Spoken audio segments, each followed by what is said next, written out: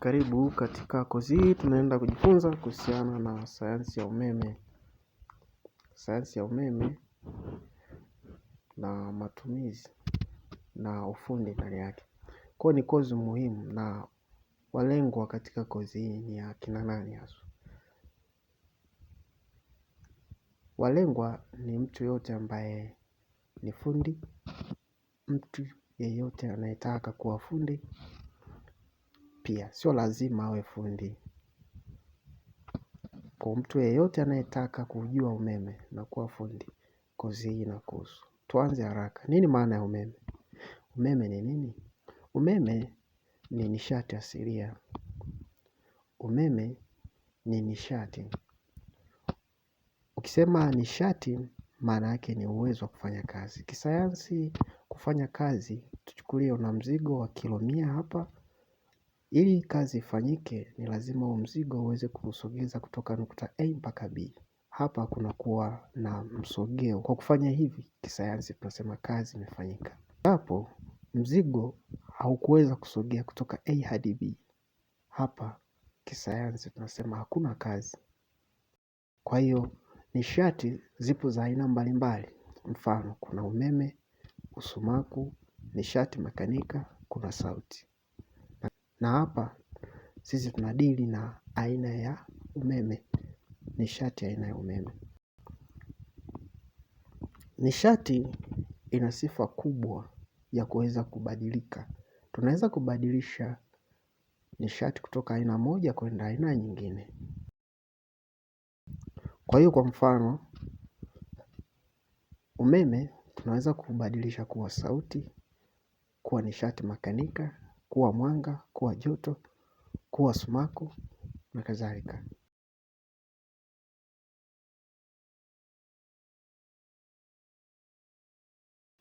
Kwa hivi vyote utaona kwamba umeme ni nishati muhimu sana. Kama umeme tunaweza kubadili kuwa nishati zingine, inafaa kusema kwamba umeme ni nishati muhimu sana katika maisha ya kila siku ya watu. Umeme ni nini? Tunasema umeme ni nishati asilia.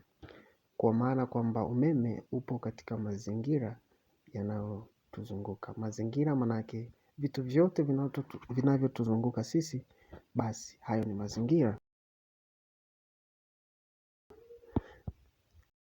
Hebu tufanye jaribio hapa. Chukua rula au kitu chochote chenye asili ya plastiki. Unaweza kuchukua rula au peni. Chukua karatasi, katakata katika vipande vidogo vidogo. Chukua karatasi, katikati katika vipande vidogo vidogo. Kisha unaweza kuviweka hivyo vipande kwenye meza au kwenye dawati.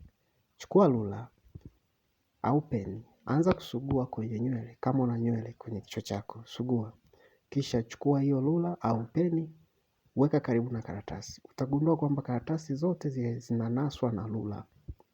Karatasi zinanaswa na rula. Kwa hiyo kuna kunaswa kwa karatasi na rula. Sasa huo ni umeme. Kumbe basi, kiufupi, umeme unatuzunguka. Yaani upo katika mazingira yetu. Kutoka kwenye huo mfano, jaribio tulilolifanya hapo. Aina hiyo ya umeme huitwa umeme tuli. Tutaelewa nini maana ya umeme tuli huko mbeleni. Huo ni umeme tuli. Sasa umeme tuli ni nini? Mifano ya umeme tuli katika mazingira ya kila siku ni radi. Kama umewaisikia watu wamekufa kwa radi, basi ni aina ya umeme, ila ni umeme tuli. Tuanze.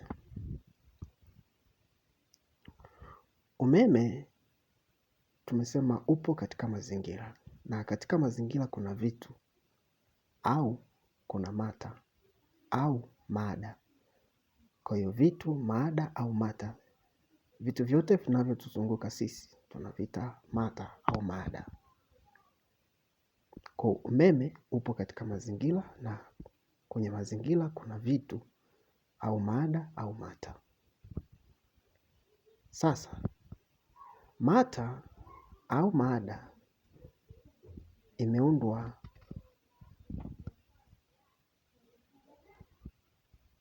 Tunasema mata au mada, maana yake ni nini? Ni kitu chochote chenye uzito na kinaweza kuchukua nafasi. Kitu chochote chenye uzito na kinaweza kuchukua nafasi huitwa mata au maada kwa Kiswahili kizuri. Sasa kumbe basi tumezungukwa na vitu vingi. Kwa mfano, kuna hewa, viti, miti, mawe. Utakuta eneo lilopo maji na kadhalika umezungukwa na vitu mbali mbali.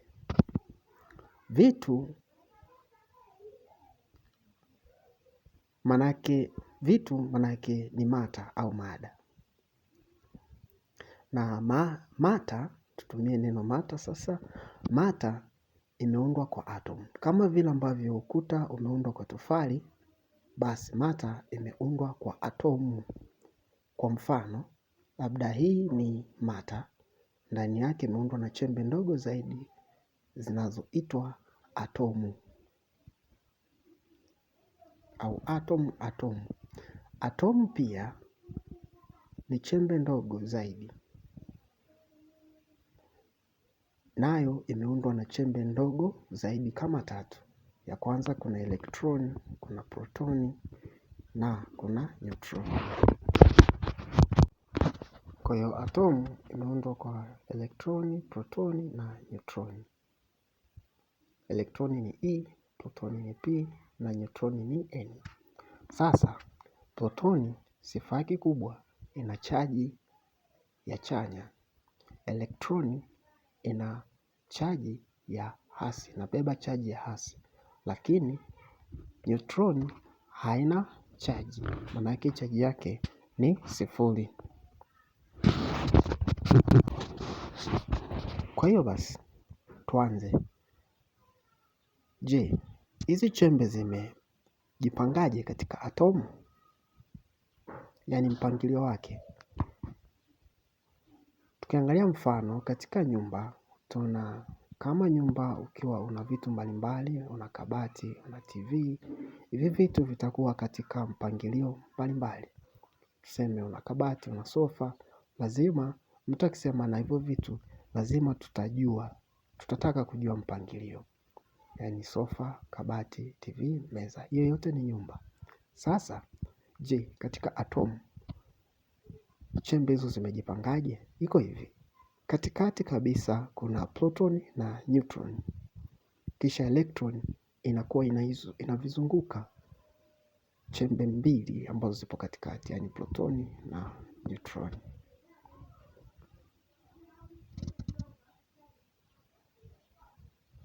Mfano wake ni kama wa sayari. Tuangalie mfano wa sayari na atomu. Sayari manake katikati kabisa kuna jua. Sayari zinazunguka, zinajiongea zikilizunguka jua. Na dunia ni sayari ya tatu kutoka jua lilipo. Sasa mfano huu hapa ulivyo ni sawa kabisa na kwenye atomu. Katikati kuna protoni na neutroni. Elektroni zinakuwa zikizunguka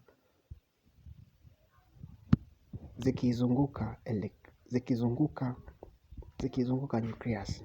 Na ukiangalia kati ya jua na dunia au na sayari kuna kani mvutano.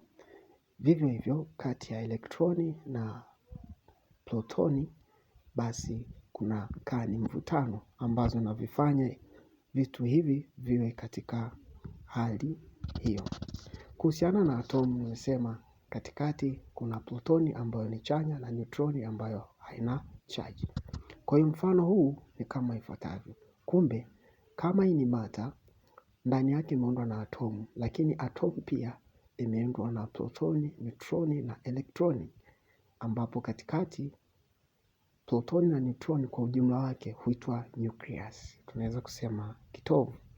Sasa iko hivi. Kuhusiana na mata, tumesema mata ni vitu vyote. Sasa utagundua vitu viko vya aina mbalimbali. Kwa hiyo kumbe kuna mata za aina mbalimbali. Mata za aina mbalimbali zinatokana na kuwa na atomu tofauti tofauti. Kwa hiyo basi kuna vitu tofauti tofauti. Kuna vitu tofauti tofauti ambavyo Maanake vitu tofauti tofauti vimeundwa kwa atomu tofauti tofauti. Kwa sababu hiyo ndio sababu ya kuwa na vitu tofauti tofauti. Mfano wa vitu mbalimbali naweza kutaja. Kuna maji, chumvi, chuma, sukari. Vitu vinavyokuzunguka ni vingi. Kuna mchanga. Vitu vyote hivi vimeundwa na atomu tofauti tofauti, na ndio maana vipo tofauti. Hivyo vyote vimeundwa na atomu tofauti tofauti, ndio maana vipo tofauti. Mchanga na sukari havifanani kwa mfano. Twende ndani zaidi. Kwa hiyo kumbe basi vitu vimeundwa na atomu. Vitu vilivyoundwa na atomu ya aina moja huitwa elementi, au mata zilizoundwa kwa atomu za aina moja huitwa elementi. Tunatumia neno dutu vizuri zaidi. Kwa kumbe basi elementi, mfano wa elementi inaweza ikawa chuma, shaba, alama yake Cu, ama copper, aluminium, alama yake Al, na labda kuna carbon. Sasa kumbe tumesema vitu vimeundwa kwa atomu. Sasa tuangalie vitu ambavyo vimeundwa kwa atomu za aina tofauti. Vitu vilivyoundwa kwa atomu za aina tofauti huitwa compound au msimbo. Kwa mfano wa compound au msimbo, hii ni mfano ambayo ni vitu vinavyokuzunguka wewe kila siku, ila vimeundwa kwa atomu tofauti tofauti. Chumvi ya mezani kwa mfano. Sukari ya mezani kwa mfano. Hewa ya ukaa au carbon dioxide. Asidi au tindikali aina zote. Kwa hiyo chumvi aina zote, sukari aina zote, hewa ya ukaa, tindikali aina zote, nyongo au base aina zote ni mifano ya compound. Sasa elementi tumesema na compound, hivi vyote kwa ujumla huitwa dutu. Kwa Kiswahili sanifu huitwa dutu. Sasa tuangalie nini asili ya umeme? Nini asili ya umeme?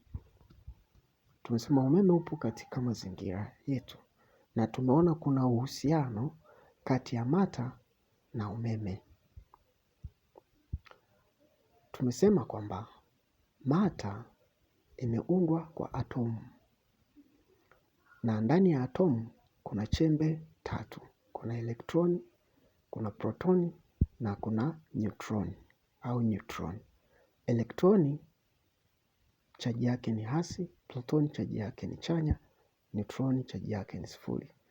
Kwa hiyo kumbe basi elektroni, protoni na neutroni ni vibeba chaji. Elektroni sifa yake kubwa katika atomu, ipo huru kujiongea. Elektroni ipo huru kujiongea.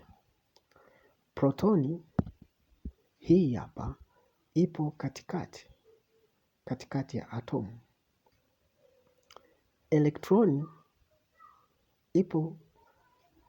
Elektroni manake ndani ya dutu inaweza kupungua ama kuongezeka.